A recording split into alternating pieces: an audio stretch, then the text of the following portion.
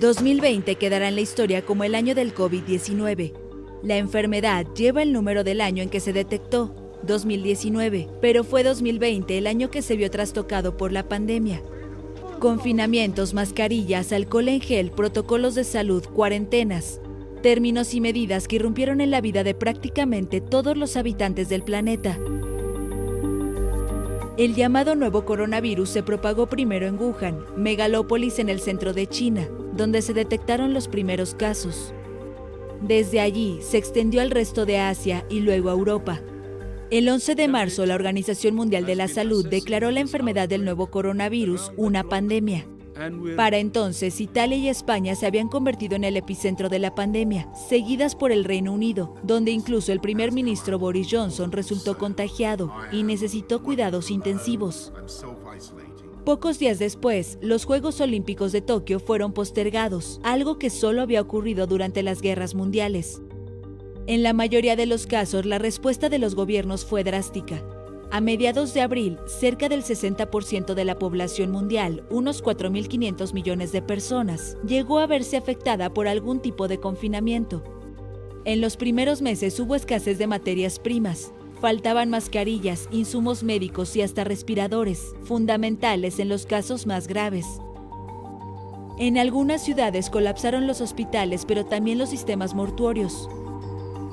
De a poco, entre cuarentenas, aislamientos y confinamientos, millones de personas debieron adaptarse a la nueva normalidad. Los principales puntos turísticos del mundo quedaron vacíos. Los autos desaparecieron de las avenidas, los comercios cerraron, los eventos deportivos fueron cancelados. La gente se acostumbró a contactarse desde las ventanas o a través de Internet. Hubo conciertos, shows, bodas y festejos de cumpleaños a distancia. Después de Europa, el COVID-19 golpeó de lleno a América, con miles de casos y muertes en Ecuador, México o Perú. Brasil y Estados Unidos fueron los países más afectados del continente. Tuvieron en común que sus presidentes Jair Bolsonaro y Donald Trump minimizaron el peligro de la enfermedad y defendieron el uso de la cloroquina, un medicamento rechazado por la comunidad científica internacional. Ambos resultaron contagiados, pero se recuperaron.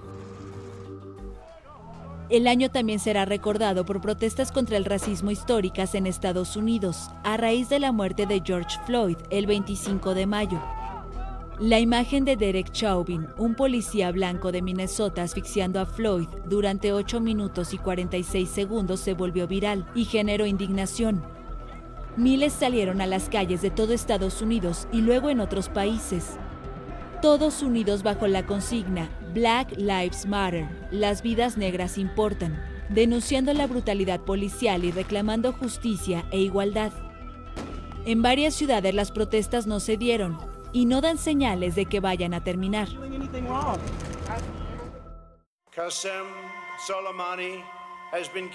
El primer semestre también estuvo marcado por tensiones diplomáticas. El 3 de enero, el general iraní Qasem Soleimani fue asesinado por un dron estadounidense, jefe de la fuerza Quds, de los Guardianes de la Revolución a cargo de las operaciones exteriores de la República Islámica. El general era considerado hombre clave de la influencia iraní en Oriente Medio. El Pentágono aseguró que Soleimani desarrollaba planes para atacar diplomáticos estadounidenses. En Teherán, miles de personas salieron a las calles para protestar, al grito de «Muerte Estados Unidos». En medio del aumento de la tensión, el 8 de enero, un avión ucraniano se estrelló tras despegar en la capital iraní.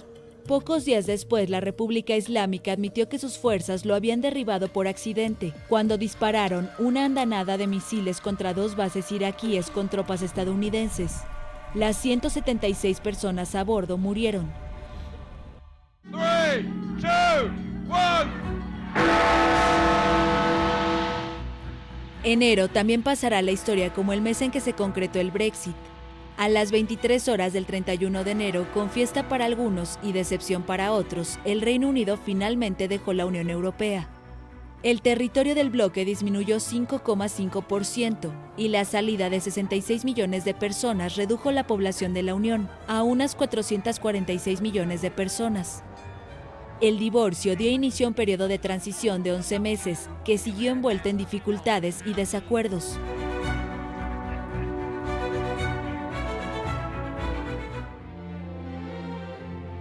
El Reino Unido sufrió otra salida en 2020, pero esta vez en la familia real, Enrique y Meghan. El duque y la duquesa de Sussex acudieron a la monarquía británica cuando anunciaron que abandonarían sus obligaciones oficiales. Manifestaron dificultades para soportar la enorme presión de la prensa británica e iniciaron una nueva vida en Estados Unidos.